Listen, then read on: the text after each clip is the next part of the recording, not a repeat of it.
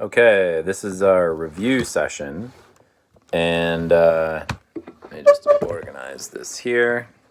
So like I said, I got like 5 or 6 emails from people. So the people I got were Anya, Viraj, Kathy, James, Kylo Ren, Nadav, and Anya again. So I'll put your name up so you can notice that it's your question. And I'll write, of course, the number associated with this. There were a few difficult questions from here that I'll go over. But so, um, but when you do your take home, not take here, you do your take home on Thursday night and Friday morning, whenever you're working on it and stuff. Take a look at the if you want to like look back at this, because all I'm doing is really changing some numbers and changing a few ideas, and I'm not going to give you as many questions, so it's not going to be as long. And then just on a second note, the AP, the 45-minute FRQ, the last AP, so 2019, with the exception of like one question, was one question and a couple things were pretty good examples of what you'll probably see. Like it's just a shorter version. So when we start reviewing, which I still have to show you one thing, KSP. After I show you that, we're good to go. So anyways, the review sheet. So let me first answer some Anya questions here. So Anya's first question was, how do you know when to apply the 5% rule? So since you guys are doing the FRQs, you're gonna have your calculator, so you could just use the TI-89 and solve your question. You don't even need to worry about the 5% rule. But if you're in college and you're working with multiple choice questions, you may end up just needing to solve for these things. So the idea behind the 5% rule is if your percent dissociation is less than 5%, and you could kind of know if your Ka usually is really small. So Ka is very small. Like anything like 10 to the -6 and beyond is usually like a pretty good guess that you could just use the 5% rule. But that's when you would use it. Really small Ka. But if you go through it and you check and your number turns out to be a greater percent dissociation than 5%, you're not supposed to use the 5% rule. So that's the whole idea. So if your percent dissociation is higher than 5%, you have to go back and do it with the quadratic formula if you don't have a TI-89, which is why TI-89. It's a good idea. Okay. I did Anya's other question for the rationale behind Ka and Kb in the Wednesday notes. So Wednesday notes at the end, I explained how Ka times Kb is 1 times 10 to the -14. Okay. Then I also had some questions from Viraj, Kathy, and James. Okay. So Viraj, Kathy, and James, the boss, and Kathy Lee Gifford, and Viraj the Mirage. Okay, so here was your question. Something about why do we use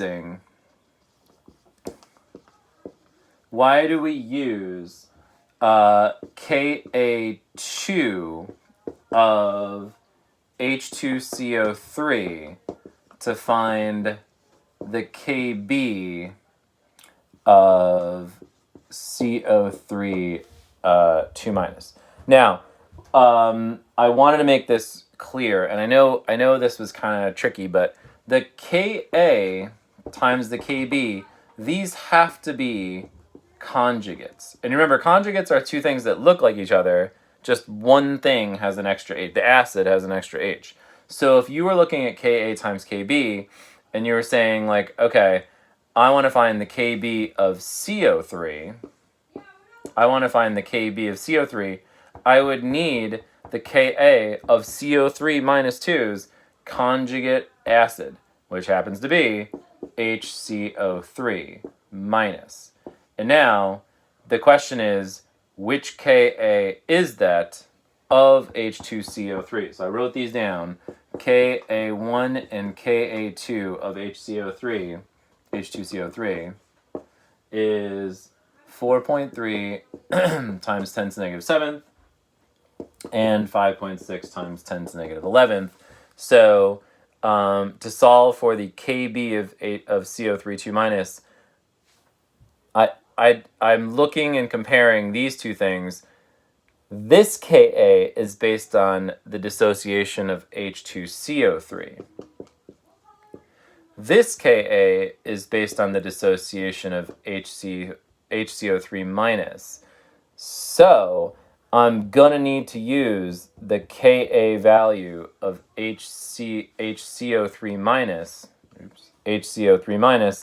to find the Kb of CO3 2 minus, because I'm looking at this is acting as an acid, this is acting like a base, and they have to be conjugates of each other. So that's why I have to use this one to solve for the Kb of CO3 2 minus. So hopefully that makes sense. I'm going to give you another one. I'll just make one up here. So if I have, let's say, I'll give you a real one here. So if I said, okay, citric acid is H3C6H5O7. And the Ka1, Ka2, and this is going to have 3 acidic protons. So this is 8.4 times 10 to the negative 4th, 1.8 times 10 to the negative 5th, and 4.0 times 10 to the negative 6th. Okay, so, and then I say, what is the Kb of, let's say, let's make this a little tricky, K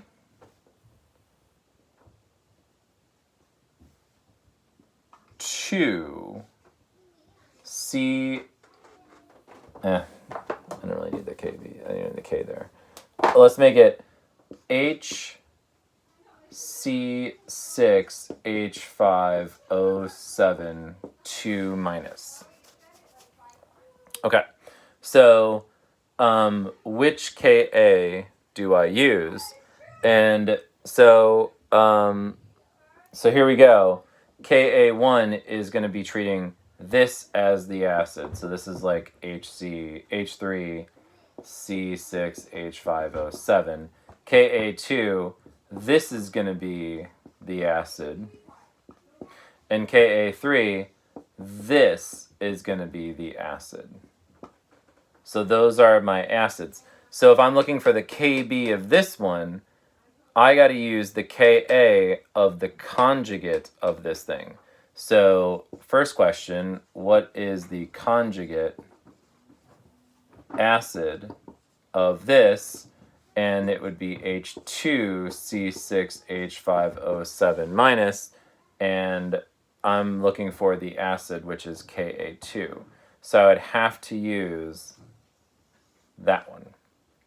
And so it would be 1.8 times 10 to the negative 5th times Kb equals 1 times 10 to the negative 14th. And then you'd solve for it like that.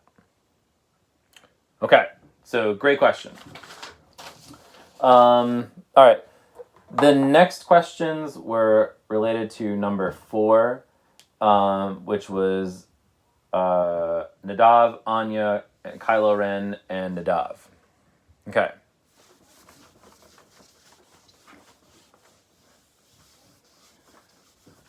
So, this was Nadav, Nadavi, Anya, Kylo Ren, and Nadav again.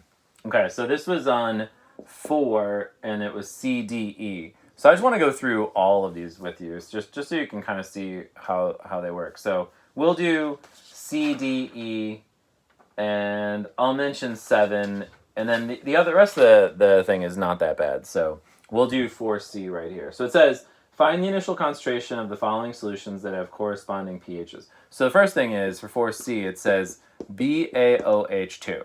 And then it says it has a pH of 13.5. Now, this is actually a strong base, but it is actually 2 hydroxide groups.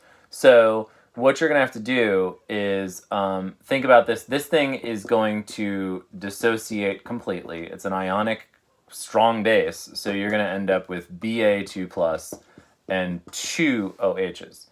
And so if I told you, all right, I know my POH is going to be 0.5, and then my OH minus concentration is 10 to the negative 0.5.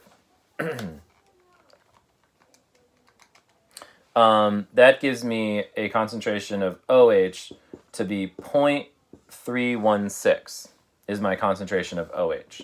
However, the concentration of OH is twice the concentration of the original BaOH2, which is why you're going to have to do kind of like you could do a little stoichiometry thing and say, well, for every 2 OHs, I have 1 mole of BaOH2, and you could just do a little reverse stoichiometry, and that will give you the 0.158, right? So that's your original concentration of BaOH2. Okay. For D, I think this is the one that was the... this one wasn't too bad. The E one was really kind of tricky. Okay. E, it gave you an acid HC2OH, formic acid, and then it said it had a pH of 4.1. So the way I did this thing is, if I ever get a pH of 4.1 and they're asking for the original concentration, I just made this X, treated it like a weak acid, so C2OH minus. Did I do that right? HC2. Yeah, that's fine. Technically, it's probably like HC. It's probably best to write this, and not that it really matters, but it's probably best to write it like that. Whatever, it doesn't really matter. So, so there you go. So now you got some, the reaction, we go 0, 0. Since I already made this an X, I'll just say minus Y plus Y plus Y. So this is X minus Y, Y, and Y. And it tells you it has a pH of 4.1. So therefore, you'd have to come over here and say, well, with a pH of 4.1, you can easily find the H3O. You just go 10 to the negative pH equals the H3O plus concentration. So 10 to the negative 4.1. There's Ruby. 4.1 is 7.94 times 10 to the negative 5th. So that means this is 7.94 times 10 to the 5th, that's 7.94 times 10 to the 5th, and that's 7.94 times 10 to the 5th. So your Ka, they tell you, is 1.8 times 10 to the negative 4th. So you'd go 1.8 times 10 to the negative 4th equals 7.94 times 10 to the negative 5th squared over x minus 7.94 times 10 to the negative 5th. And then whenever you find x, that's your original concentration of that one. So that's not that bad. Now, the last question was tricky. Okay, so I think Nadav and Kylo were asking about this one. So here we go. This one is E. So E, it tells you, I think the big trip was the CaNO2 2. I think that was the thing that tripped people up. So what I did was I thought to myself, all right, well, I got an NO2. I know it's going to act as a weak base because I'm giving you a Ka. If I give you a Ka of its conjugate acid, that should be like a straight up, oh, that should be like, all right, now I know I'm going to be using the Kb of the conjugate base because that's what you got, the NO2 2. So 4 times 10 to the negative fourth, this is 2.5 times 10 to the negative 11th. I'm going to check that real quick.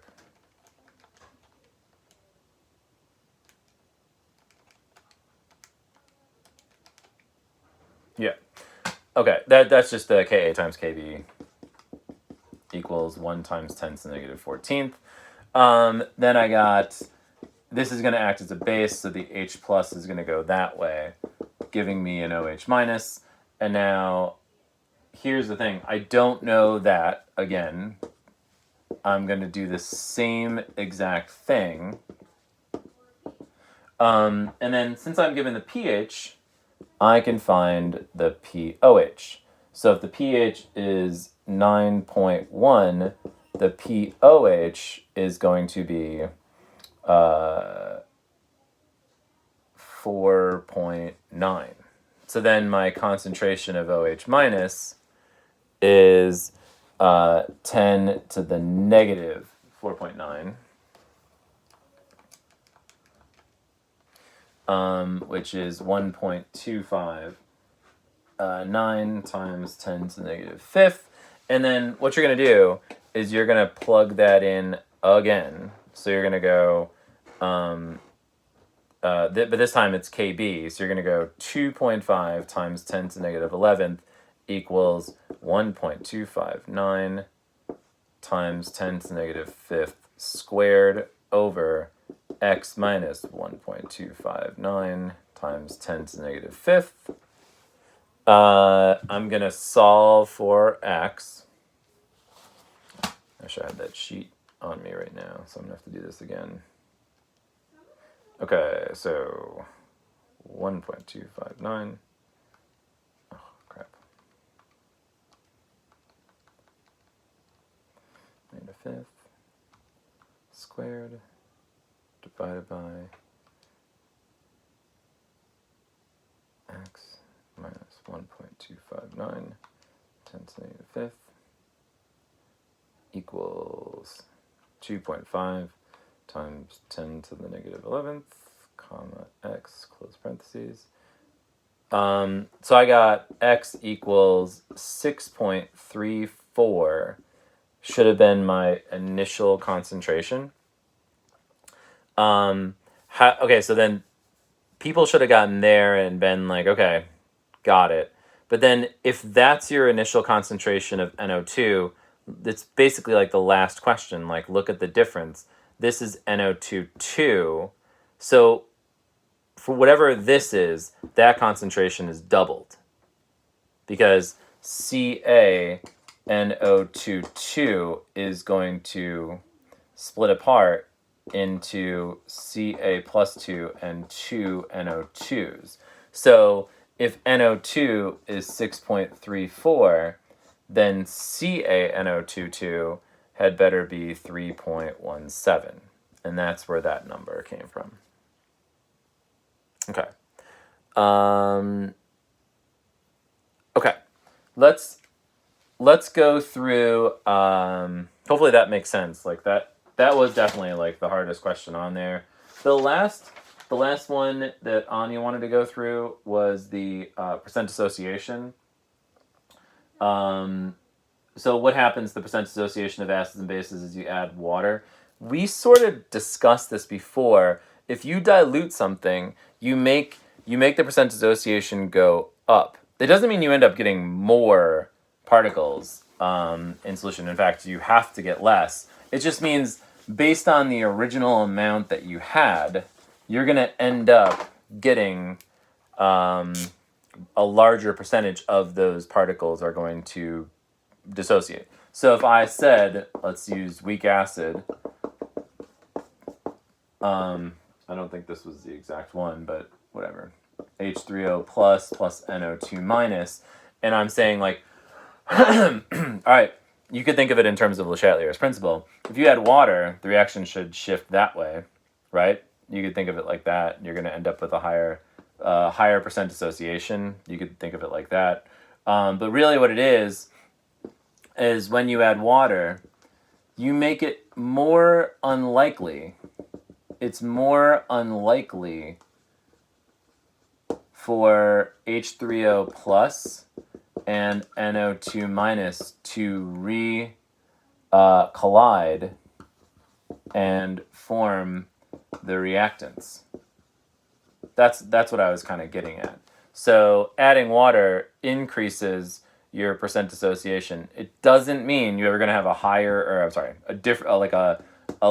lower pH. It's not going to be more acidic if you add water. It's going to be less acidic. It's just a larger percent of the HNO2 is going to break apart.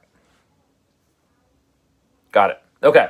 So, and that was Anya's question. Okay, so hopefully that covers everything. And I am going to go through after I just did the salts, so tomorrow or whenever you watch Wednesday's notes, you'll see Wednesday's notes cover the salts. The salts are like ridiculously easy, so I don't think you'll have any trouble with that. Okay, so best of luck. Speak soon.